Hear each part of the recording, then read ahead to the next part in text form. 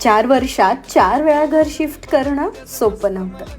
आत्ता रुटीन लागतं ना लागतं तोवर नवी सुरुवातीपासून घर शोधणं, मग पॅकिंग, डिपॉझिट देणं घेणं, प्रत्येक वेळी डिपॉझिटमधून होणारी कटिंग, नव्या घराचं क्लिनिंग, जुन्या घराची स्वच्छता, सगळं करताना एक कळालं की बदल कायम आहेत.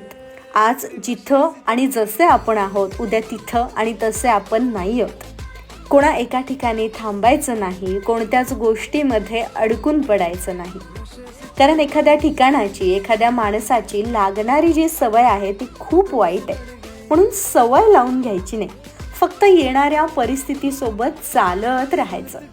नवी सुरुवात पुन्हा पुन्हा करत राहायची, कुठूनही, कशीही, कधीही. प्रत्येक वेळी हवं तसं घर सजवायला मजा येते. नव्या वास्तूला अनुभवून तिथे जगताना जगण्यातलं नवं पण कायम राहतंय. हां, थोडा त्रास होतोय पण मजा येतेय. आणि महत्त्वाचं म्हणजे नव्या जागी, नव्या वास्तूमध्ये येणाऱ्या अनुभवांमुळे आठवणींचं गाठोडं भरत चाललंय.